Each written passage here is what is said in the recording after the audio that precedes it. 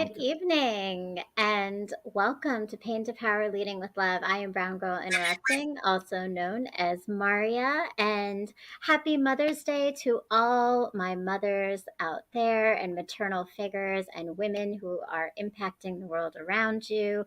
I am so glad to be here this evening, and I have, again, another opportunity to have an intimate conversation with a transformative person that we're going to be meeting in just a few moments. But I first want to just thank my entire community of listeners and watchers. This show is brought to you in association with Ranchers Union and the iRant Network, as well as Better Minds Interrupting. And I want to thank my producer, Logic, as well as the Ranters family, who is always showing up, supporting in the chat, and supporting all of my guests. So thank you if you're watching us live and in the chat today, or a rebroadcast because you're enjoying your Mother's Day evening.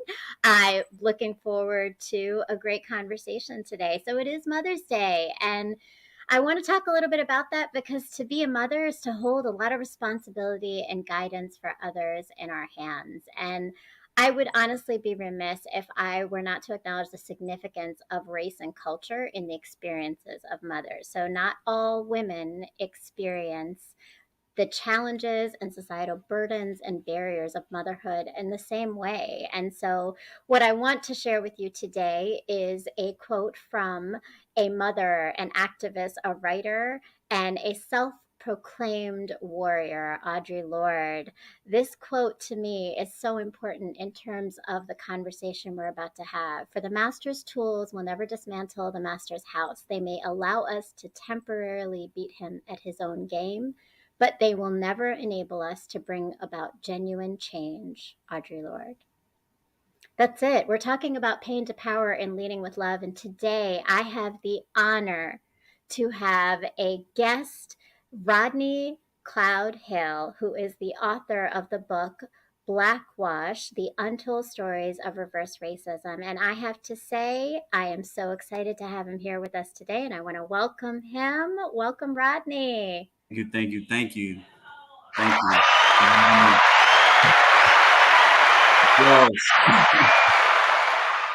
Get an applause. Thank you so much for having me. Yes, for sure.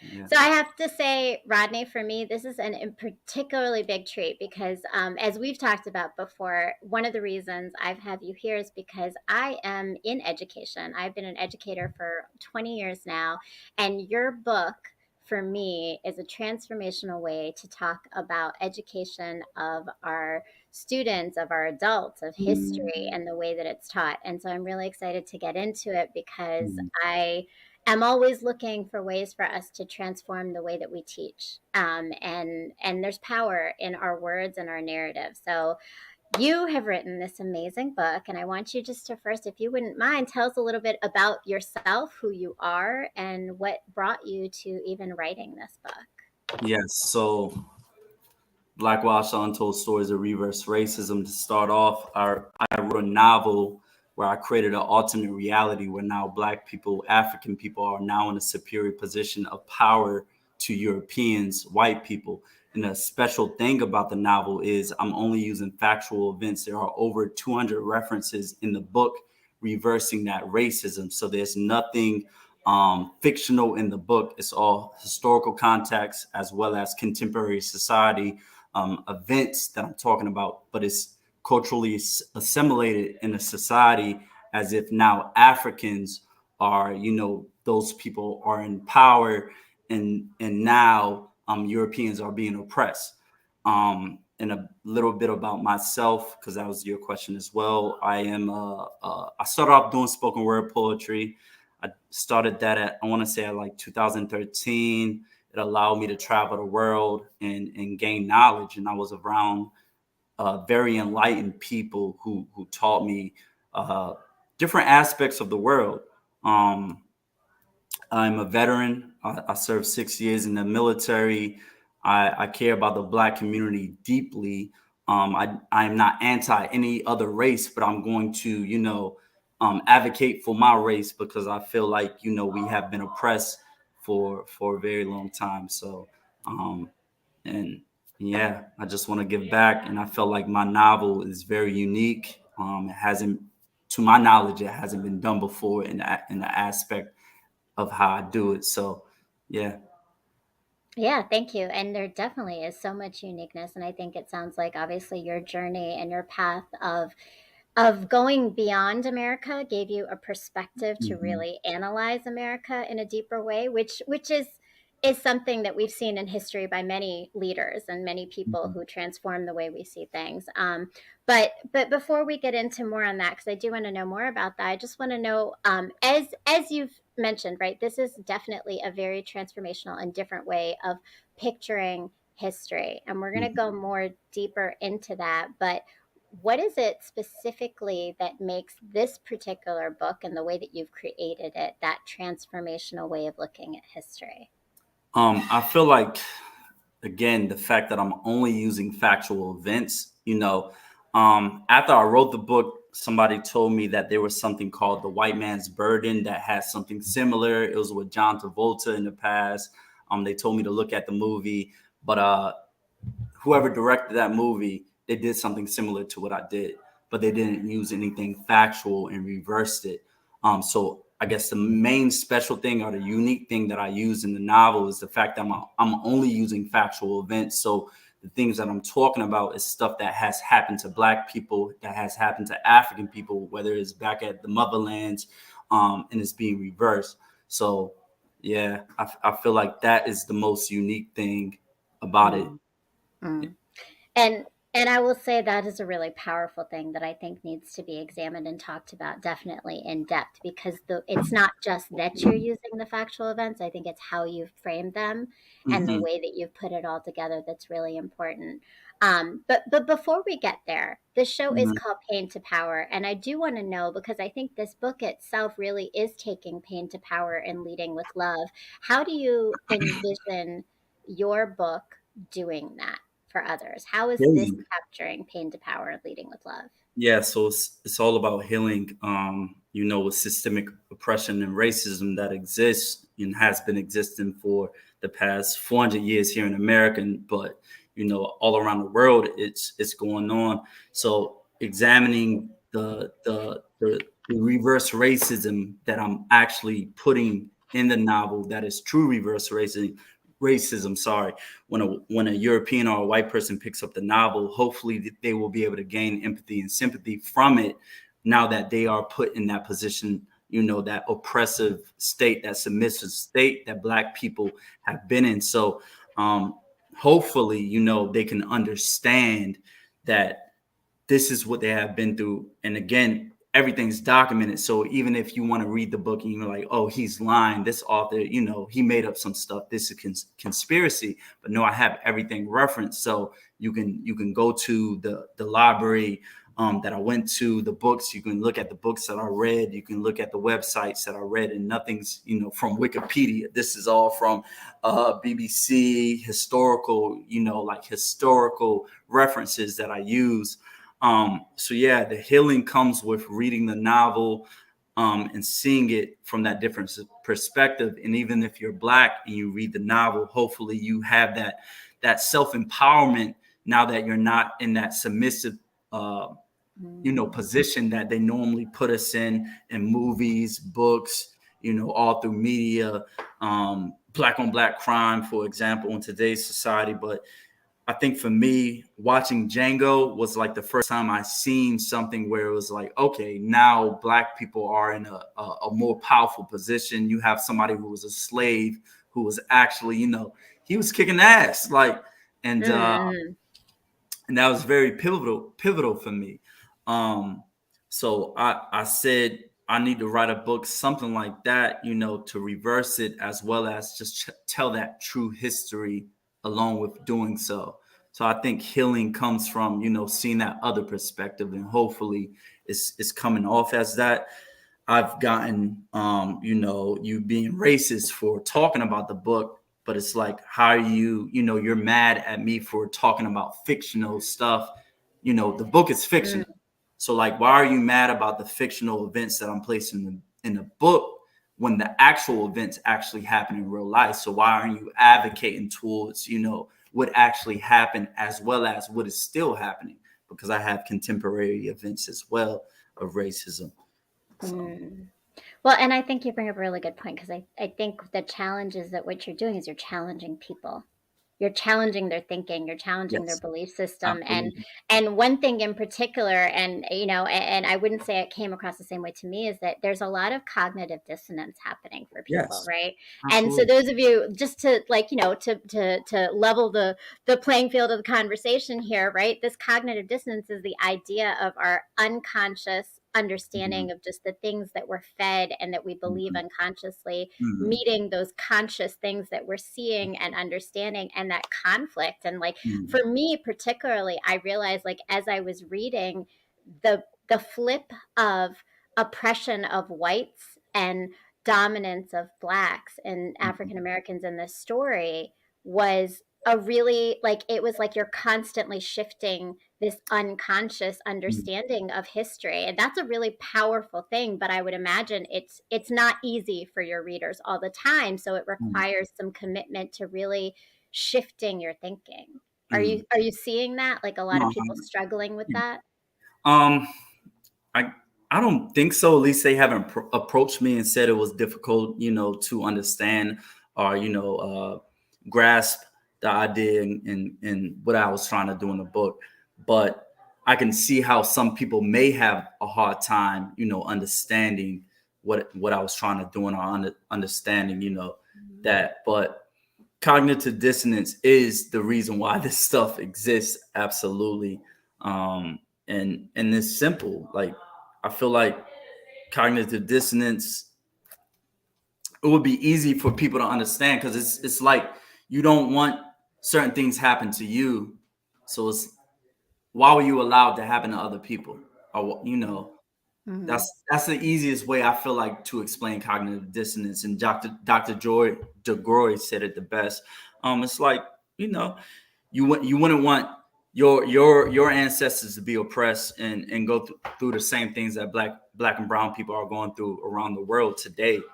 Africa is still being colonized as we speak. Mhm. Um, and when black people talk about certain injustices, we are looked at as crazy, like, um and for fighting and defending ourselves against the injustices that are happening today.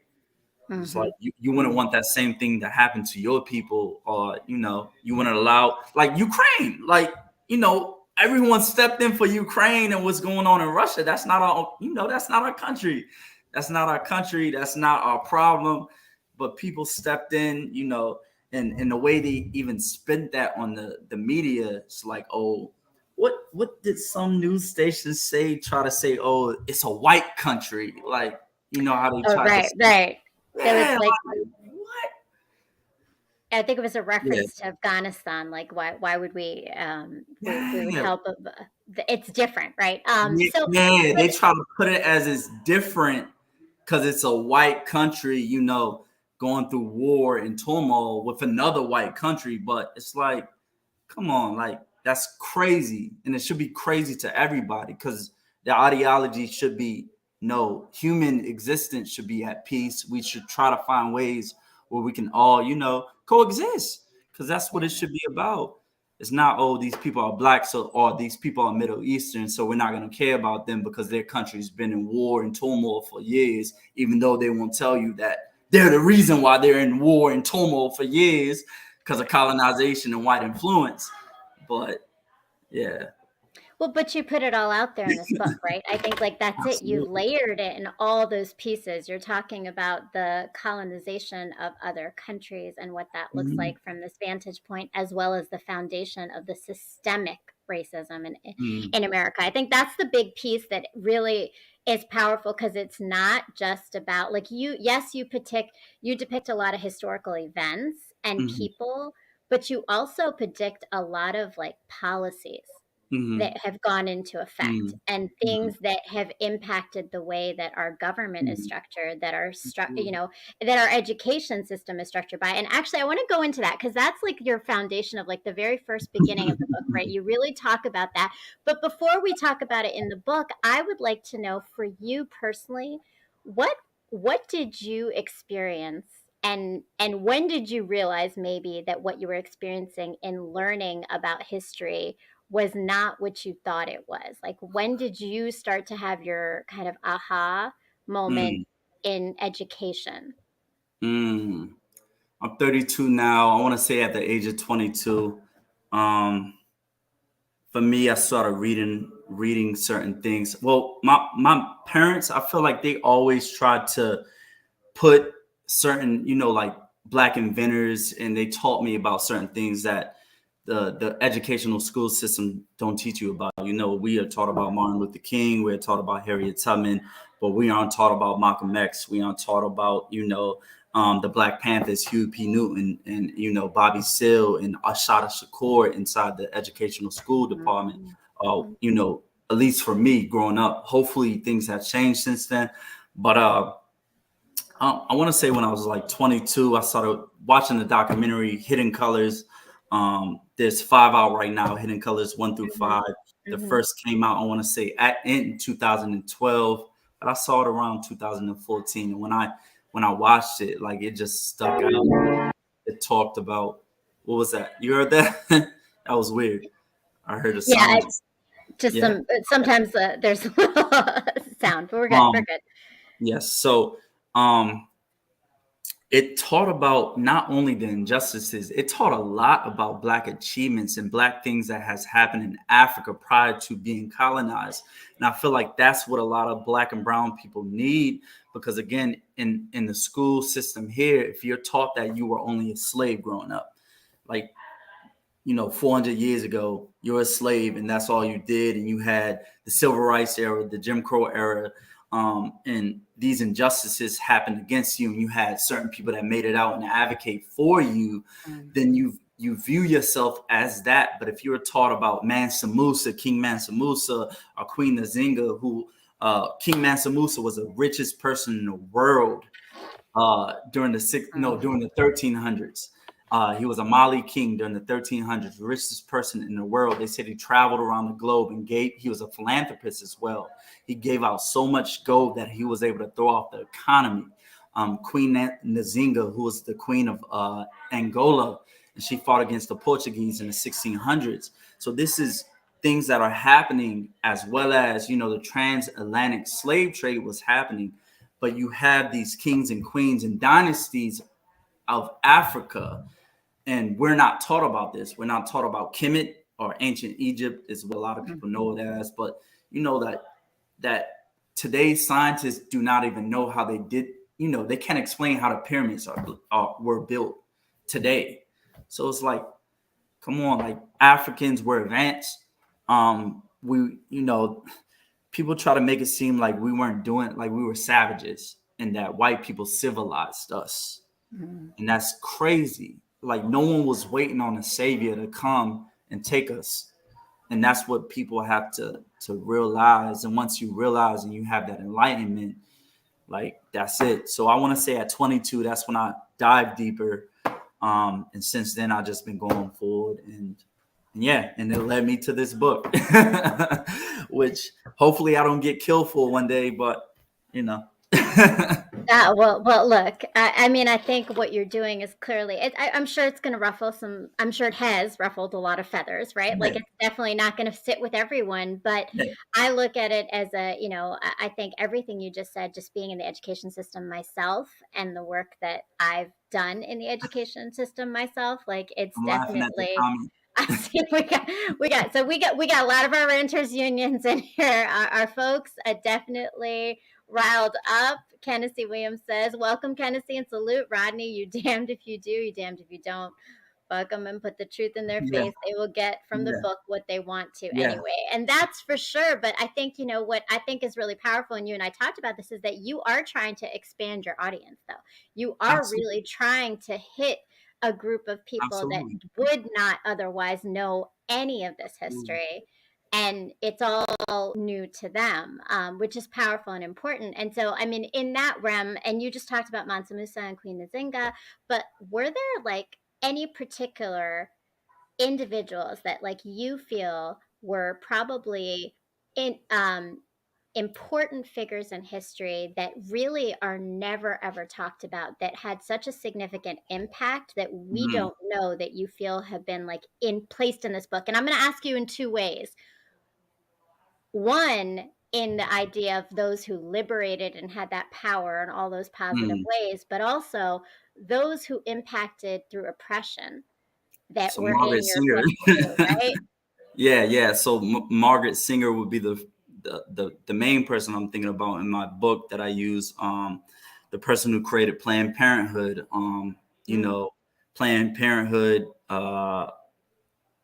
We know it exists today, and it's where people go for for abortion, but birth. I would say the overall existence would be like females, I guess, right to choose for themselves, or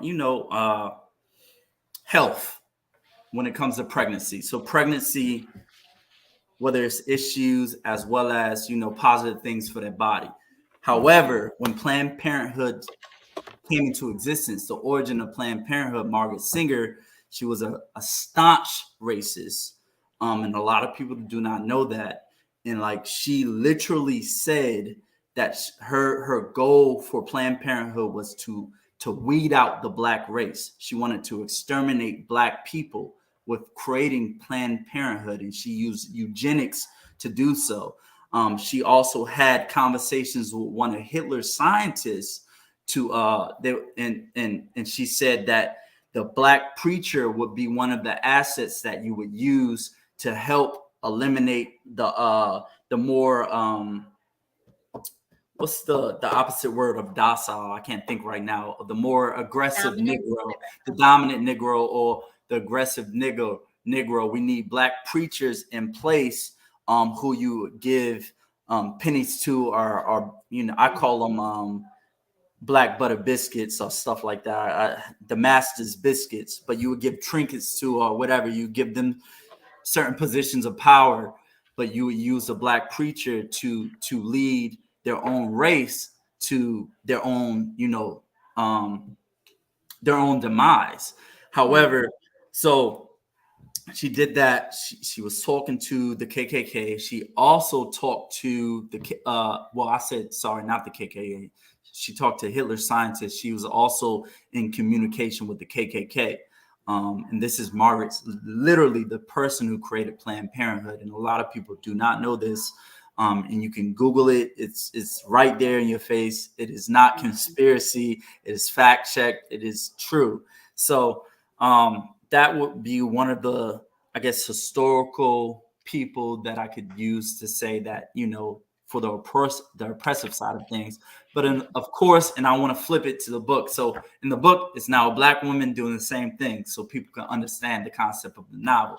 If you were a racist in real life, well, right, a white racist in real life, now you're a black racist in the book. Martin Luther King is now a white person fighting against oppression. Malcolm X is now a white person fighting against oppression. Ashada Shakur, the Black Panthers are now white groups fighting against oppression. So I want to, frame it so whoever's listening right now can understand everything in the novel is reversed, and black people are now doing that system of oppression against us.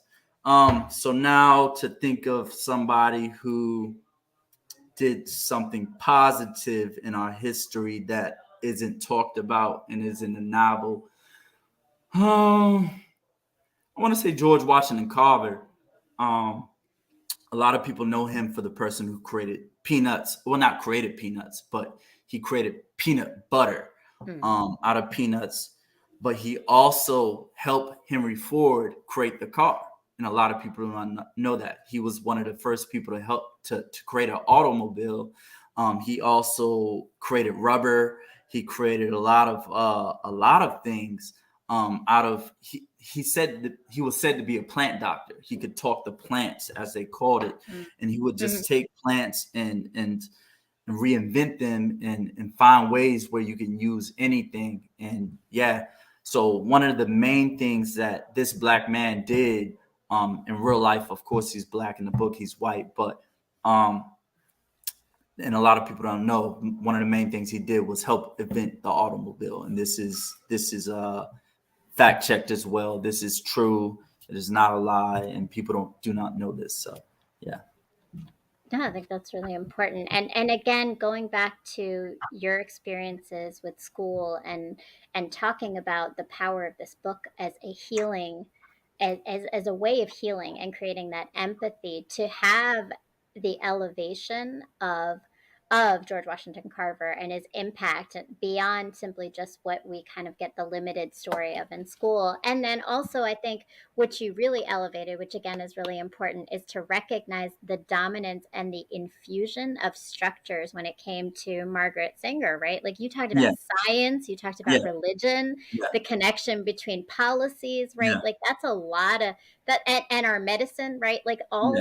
all of Yeah. it connects to that structural piece, Yeah. which to me is truly that, like, it's the knowledge that people are gaining from reading the book, which and I would argue to say that I don't think it's just whites that maybe are people who are not black or who are learning something new. There's a lot of historical Oh, facts in there. absolutely. Like you said, I mean, you might be Googling a lot of things as you're learning because there's so much learning in this book, Mhm. through through again the imagery that you create, the setting that you're creating, the whole foundation of what it is to live in this entirely kind of Mhm. shifted reality Mhm. of oppression and dominance, which is awesome and amazing. And I want to come back to learning a little bit more about just your process and how you have gone through all of this in just a moment.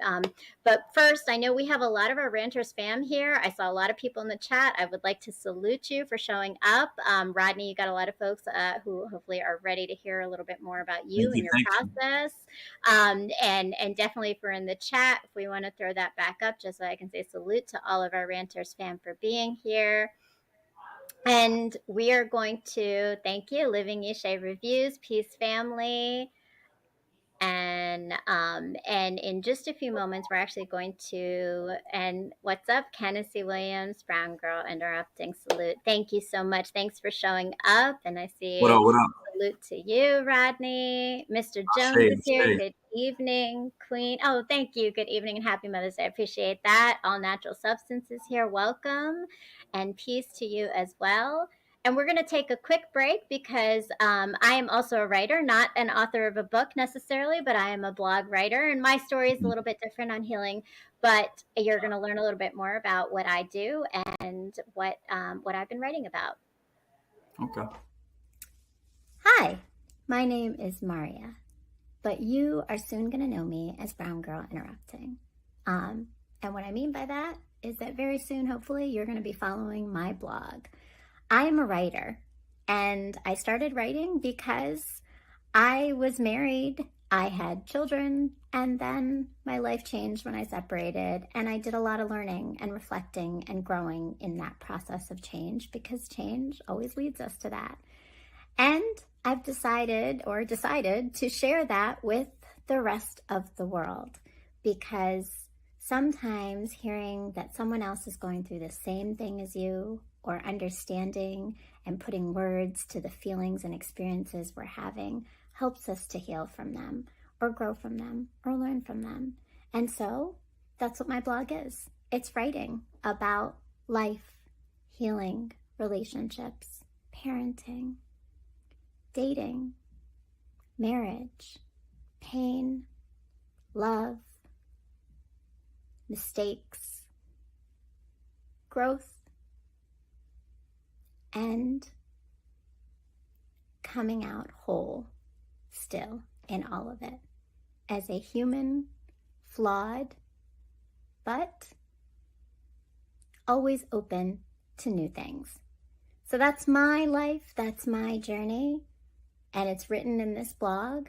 But my hope is that you are going to go to www.browngirlinterrupting.com and join and subscribe to the blog and read all about my story to help you maybe gain some perspective on yours. right. Thank you so much. So, yes, I am Brown Girl Interrupting. That is my blog. Please go, and you see the website right up there. Please go and subscribe, put your email in, and read my posts. I recently posted some poems. I've been working on different things. I've got fiction poems, but a lot of it is my story of healing, parenting, and relationships and what that means for me. So, definitely go and check out my new pieces, Hunger and Wild Horses, and subscribe, put your email in, and just be on the lookout. I've always got more projects coming up and more posts of my story of healing in my journey. And so I want to know, because you mentioned this a little bit, like there's you talk about what you want people to take away from your book, but I am curious to know, what have people shared with you they've even taken away from it, or that they've been challenged to think about that they maybe hadn't thought about before by reading your book? Just anti-racism in general. I guess the taken away.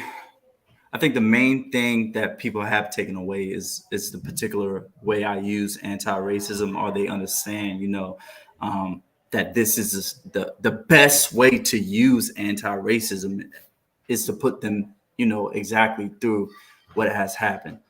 So as far as what people have taken away, and as well as the knowledge that is produced in the novel as well, because like you said, there's a lot of knowledge in it that people do not know, because it's things that I'm talking about that isn't taught in school, isn't taught in colleges, isn't taught, you know, um, in the educational system here in America.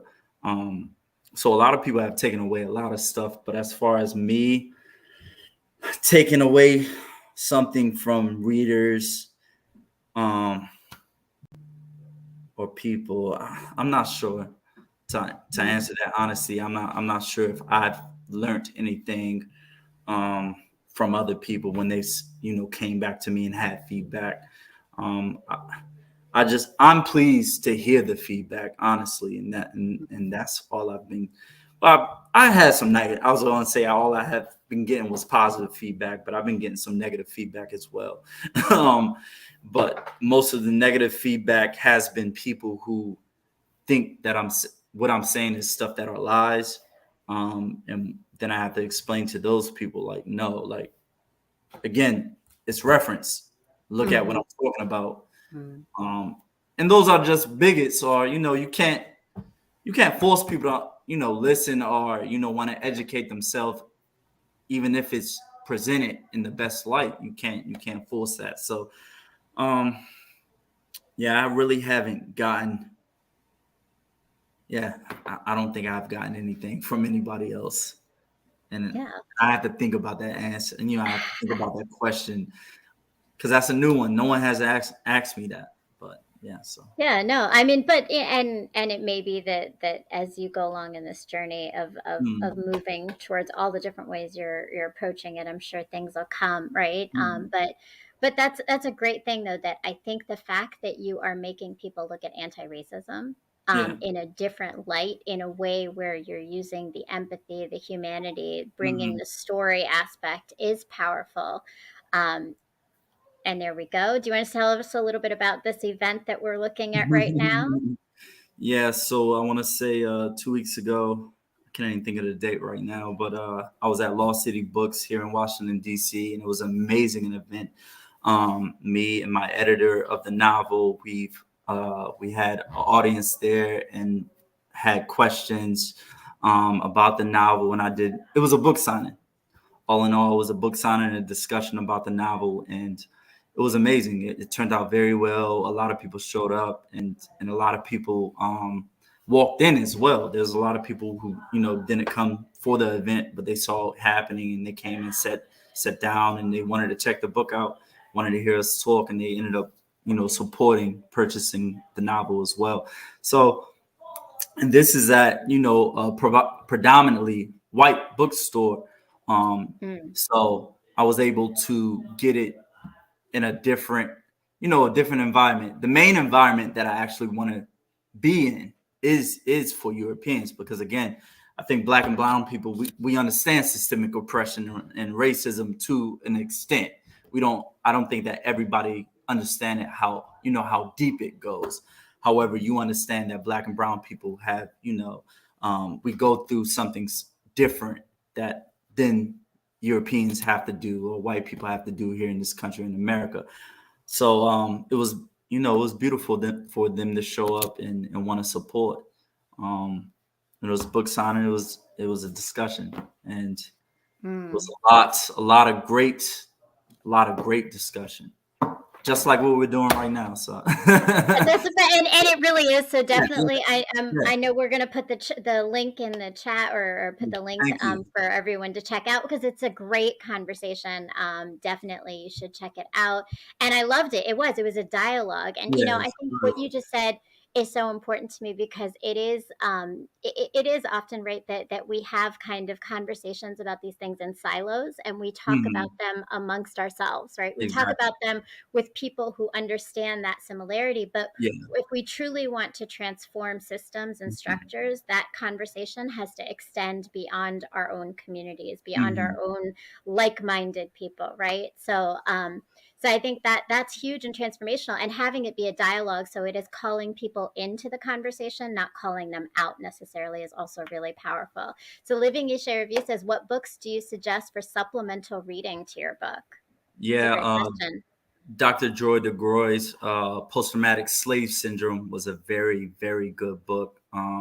She breaks down, the trauma behind slavery and how the Black community, the issues that exist in the Black community, how they stem from slavery, as well as the propaganda that was enforced around white people, how they still have that cognitive dissonance, how we Mhm. talked about it, as well as the stigmatizations how they have against black people, how it stems all from everything that has happened during slavery. I want to talk a little about some terms that were given to black people during slavery, and I did this at that book signing. There was a term named drapetomania, um, that they gave. It was psychologists gave black slaves who would try to run away from the slave plantation. They would call them drapetomania, and this term literally meant that they were insane for trying to escape the plantation. So think about that for a second. These people were, they were being killed on the plantation. They were forced to, do the most inhumane things on the plantation, forced to have sex with their masters, forced that.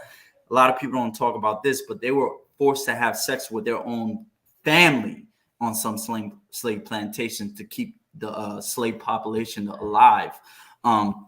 But these people would try to run away, but you would call them insane for trying to escape that environment. Like, that is insane for thinking that in Mhm. itself. Like, how that is cognitive dissonance. So it's like, you think you are so superior that these people who are humans, even if they want to, find humanity, they are insane, or they're maniacs for doing so.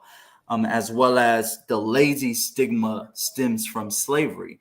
Um, the fact that they would call black people lazy on a slave plantation. They're working for free. They were being beat, given small portions of food, being enslaved to work, forced to work, but you called them lazy, and they built America.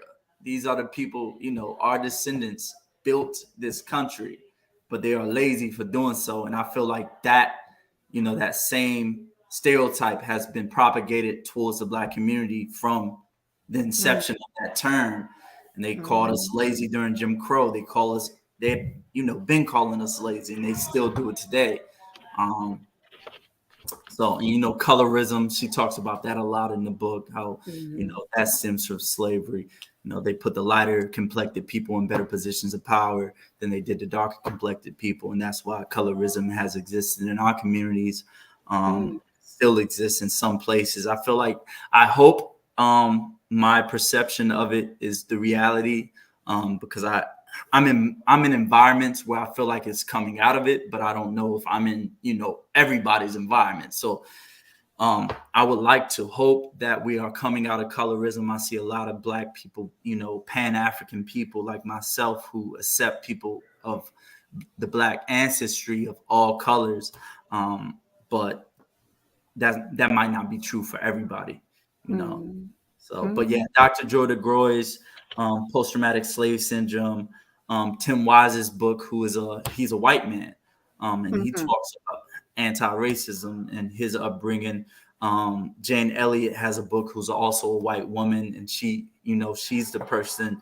She's a science. Well, what would you call her? She's not a scientist. She was an She's a sociologist and yeah. educator, I think, right? Like She was she was like a a classroom teacher who became a sociologist along the yeah, way. Yeah. yeah. And I'm a sociologist, so and I feel like that's the reason why I wrote my book. That's what my bachelor's is in. How I guess the idea came Mm. to me, and I didn't say that in the intro to myself, but yeah, Jane Elliott started off in elementary school, and she did experiments to her students where she would put students with black and brown eyes. She would treat them better than students with blue eyes. Sorry, blue eyes.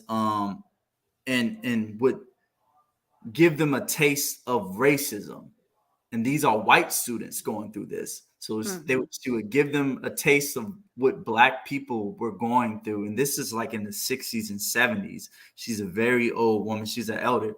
I attribute, her, like what she did. I pay homage to that. She's in my book, it's reversed now. She's a black woman doing it, but I pay homage to people like that because we need that. Mhm. So that Mhm. book, um, my bookshelf's over here. I want to show. I have a bookshelf of Africa. I don't know if you can I see it, love it. but Yeah. yeah, Oh, that's awesome. That's a it's gorgeous an bookshelf. African bookshelf.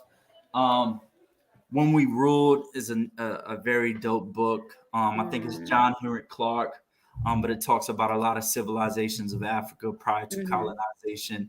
Mhm. From it's a lot of books, man. Yeah, it's really a lot of books. And I love that. And again, I think going back to your book, right, you reference a lot of Mhm. different resources at the back. So if you pick up the Yeah. book, which you got to do, right, you definitely Yeah. see that there's a ton of resources that I mean, beyond Google, you got right here, like every place to look for all the information.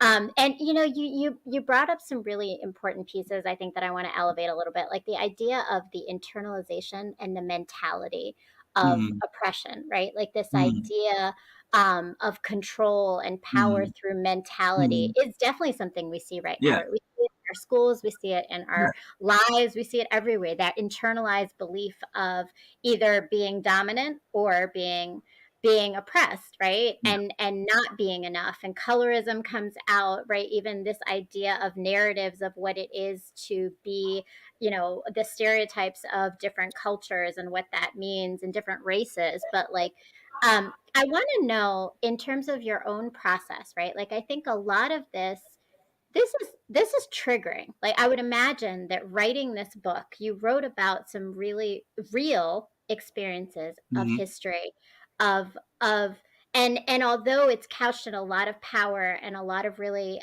significant leading and ways that people liberated the Black community Mhm. and the Black experience, right? There's Mhm. got to be some emotional experience of the process that you went through to write this. And I'm just wondering, how did you move through those moments that made this the writing of and rehashing of all of these events for yourself? It was a learning experience for myself. So I learned a lot while I was reading it.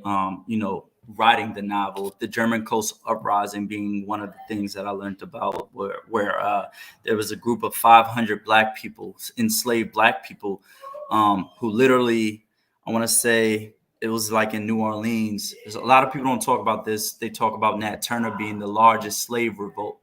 Um, but the largest slave revolt was actually the German Coast Uprising, and it was literally, I think it was either 300 or 500 people, black people, ready to take down their oppressors, um, and just learning, that again. So when I was in school, I learned that the most of us were docile. And, we were comfortable or complacent in that environment, but learning that no, we had people who are standing up against, that oppression, that we literally, you know it no one was waiting on a save. Like everyone wasn't waiting on a savior. Mhm. So that gave me hope. That right there, that's the main thing. It was like I wasn't really angry or mad writing a novel. It was more so like learning about experiences where, like, no, we really were trying to fight and get out our oppression that was going against us. So that German coastal uprising, when you get a chance, audience, please Google that, and it's very dope. Deuces. I have some people over, but um,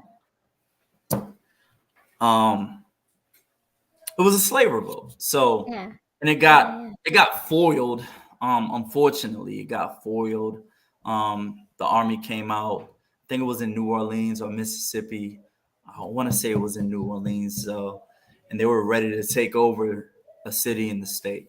Um, so instances like that, just learning, I guess learning about the history. I think I'd done that prior to writing the novel, so I got out that emotion already beforehand.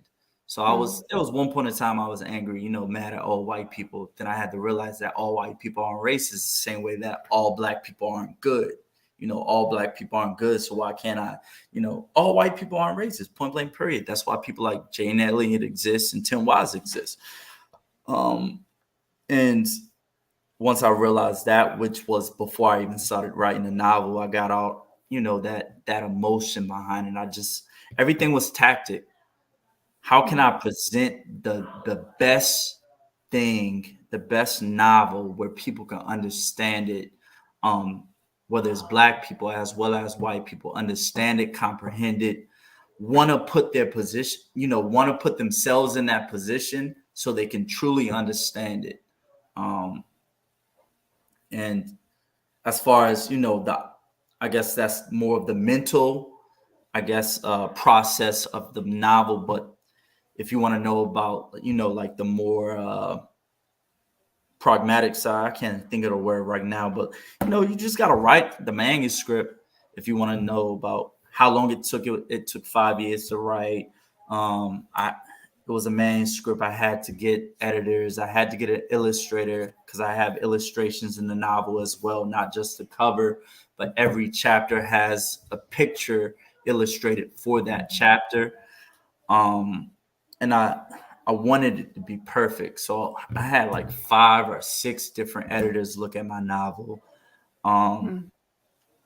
and make sure that grammar is, everything's grammatically good.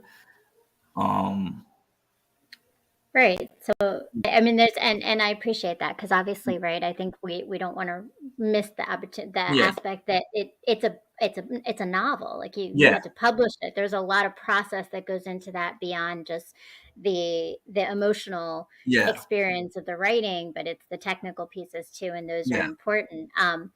But again, you created something pretty transformational. So I'm just curious yeah, to know because I think a lot of times the conversation on systemic racism, which this is, right? You're talking about white supremacy culture, you're talking about systemic racism. That is mhm, this is the novel, right? To yeah, start this conversation. But oftentimes a lot of people who are advocates, who are co-conspirators, who are allies, all of mhm, those things, right? Feel that it's like it's such a big system. Where can we make an impact? And I'm just curious to know when you hear that or when people say that to you, do you feel like you see some entry points? Like this book to me is a huge entry point in a lot of that. yeah. But do you see other ways or do you see like how would you counter that argument that people Policy. have? Policy. I mean, if people, if that's the way that every black person felt, we wouldn't even be in the position that we are right now. Because there's people fighting every day to get equality, true equality, because they say we're equal, but we're not. So everything happens with policy, having large numbers advocate towards a certain cause, having blueprints, we can't just be angry out here, which is that in itself is stigmatized as well. But um, we have to have a plan. Have to have a plan, whether that's with reparations. That's a huge talk right now, and it should be, given towards foundational black people. reparations, absolutely. But there's huge Take care. There's huge opening points. My novel being one. I feel like once this gets more into the educational system, right now it's at H.D. Woodson High School. Their library picked up 3 copies, and that's beautiful. And Nice. you That's a see, great thing. absolutely. It's also, again, it's in bookstores around DC as well, but it's also being reviewed right now at Howard. So if Awesome. that professor, chooses to go with this novel as anti-racism for a curriculum, that is going to be huge once it's actually at a collegiate level. So, um, ways that we could get in. What was your original question? How can we, I mean, how do we really Sounds transform and yeah, impact the system, right? But yeah, you said it, yeah, policy is a big one, right? policy, And yeah, then like you said, I think education, right? You're yeah, so you're what you're doing is to me, and this is maybe just a personal and like, just a biased feeling, but I think the education system is the biggest place for me. yeah. I Yes. think that that's where we learn. And actually, so speaking of which, and going into that, like if you were to say something to your younger self, Mhm. Rodney, sitting in high school, Yeah. what's the message that right now you would say to your younger self? Things that you wish you would have understood or known, things that you've learned. Like, what might you say? Stop chasing women and focus on education. I went to 4 different colleges for my bachelor's at that, to be the person I am today.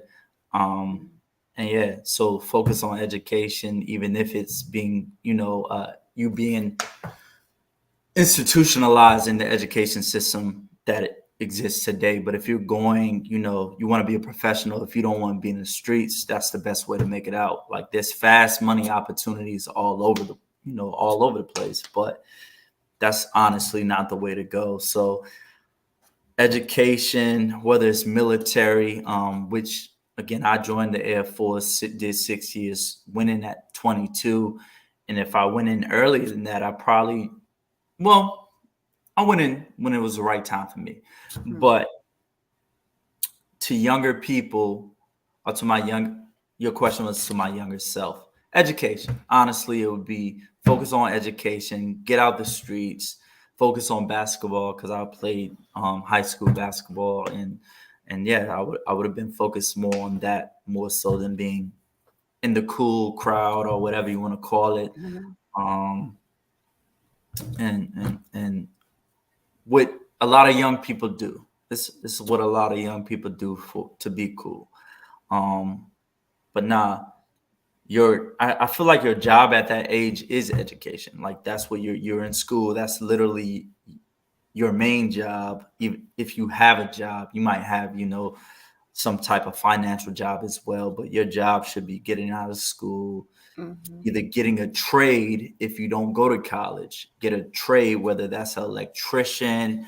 There's plenty of trades out here where they can teach carpenting, electrician, brick masonry, um, where it can teach you some things, some skills where you can actually, put to use and get paid to do so. And these people make good money, people with trades. So um, that's probably what I would say to my younger self. But I am not. I don't regret it.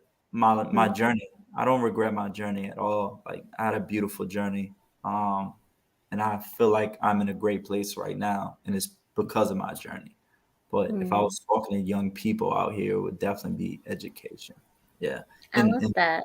yeah, Yeah, and I think the power of that education, again, going back to your own experiences, and the power of this book is that so many of our kids who are disconnected from education for a reason, right? So yeah, education also needs to represent our students better, has yes, to show the yeah, stories of power, yeah, of history that are actually outlining what yeah. it is, that you're saying here for sure. And so, I mean, so in terms of that, like, just as we kind of finish up, what have you learned about yourself in this whole journey? What have you understood about just your own power Ambition in and the patience. world? ambition and patience to work on a novel for 5 years and actually get it out there and come out as good as I think my novel actually is. A lot of people give up, and that's what I would tell everybody: if you're writing something or you're creating something, don't give up. That is very, a nuanced thing, or it's said often, but it's absolutely true. If you put that energy towards something, like, it's eventually gonna click. You're eventually gonna get to where you want to be, where you release whatever your baby is. That's what I call my novel. I have no kids, so my novel was my baby for 5 years, and I was in the military writing it. I got out. I was writing it at work, writing it outside of work. Um, and I learned a lot about my ambition, patience. I truly, believe that I can do whatever I put my mind to, like that aspect as well, like having that belief in myself, like if I want it, I'm gonna get it mentality. Yeah, most definitely. That's a beautiful thing, and that ambition keeps you driven, and you have a passion. You have a passion for something that really, ignites you, and it's clear that this does, right? So Mhm. speaking of which, what's next? So where are you going now that you have published the book, you've got it out there? I mean, you got some amazing things going on just with the book itself, as you just talked about, but is there anything else, any other projects? Yeah, I want to turn this into a film or a web series. I want this to be on, you know, visually put out here. Mm. There is a short, like, promo video that I did create for the novel. Can you play it? I think we might be That able would- to. yeah, that would be beautiful. So I hired four of my frat brothers, and I hired two white individuals to be oppressed, and took it through a script. I wrote a script, and it was like four different scenes. It went from like scene to like a Jim Crow scene, like a lynching scene, and like a police brutality scene. So you get four different dynamics of what has happened. Um, you know, to black people here. I think we're going to be seeing that clip in just a few Stand. moments. In school, we were taught that Negroes have no history, as if our lives started on the plantation fields. Stand. Brought to the land of the free, with shackles on our feet and locks on our thoughts. Stand. False deliverance embedded in us by our oppressors' teachings. Stand up for the immoral confines traced in braille, stitched in our ancestors' lashings. I would appreciate it if you acknowledge our black skin, because it seems like sin wasn't in existence until we became your so-called burden.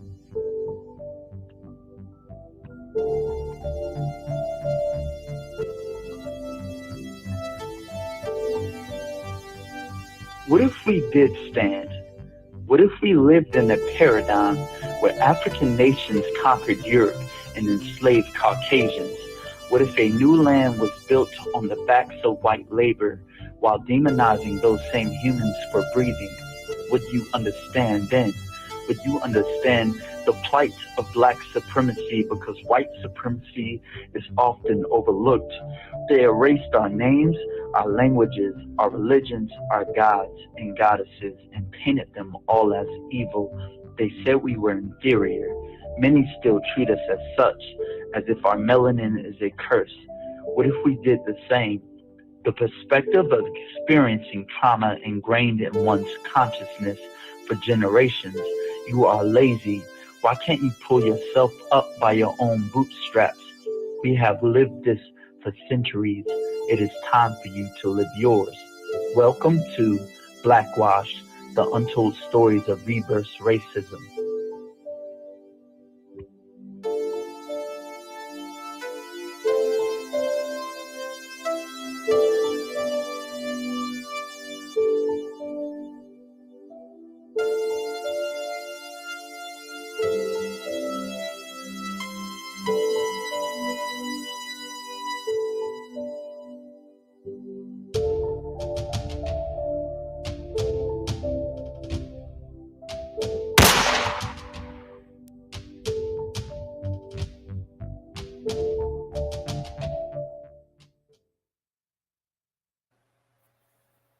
during the time period of the world, and he is a philanthropist. Wow.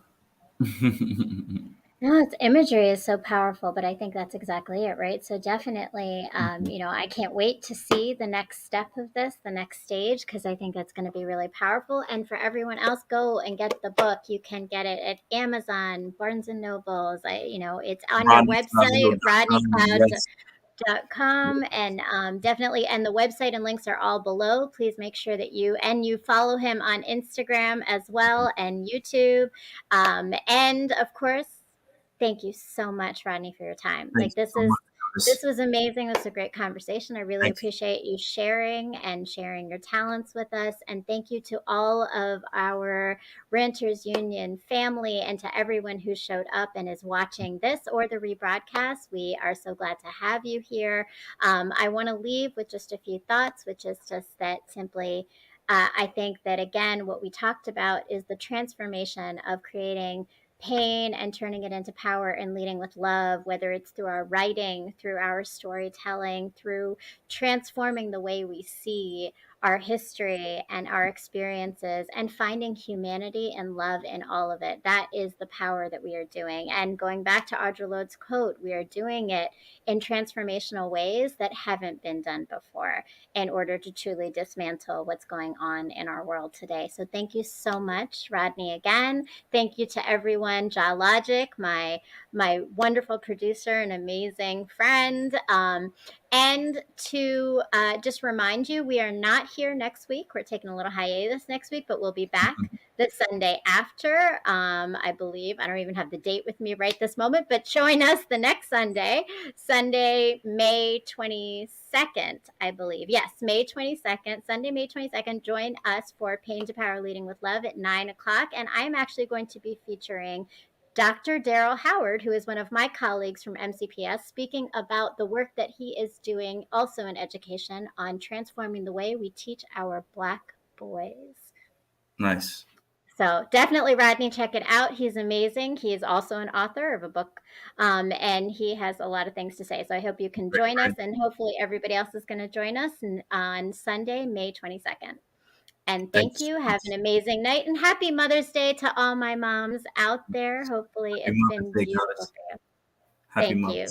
Thank you. Thank you so much. All right. And good night. Good night.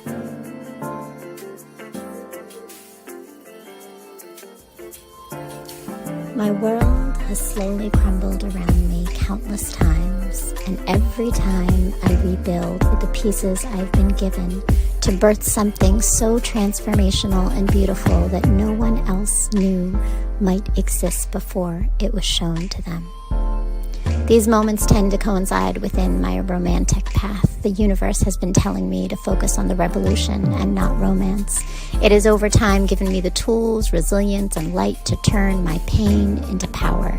And only now do I see that the key to this always resided in the love and knowing I had in myself, not from the external sources of family or men. The message I have been avoiding might be that my time in this world I had existed in was not to receive love, but to put it out there for others to see, feel, and heal through. Revolution before romance moves pain into power.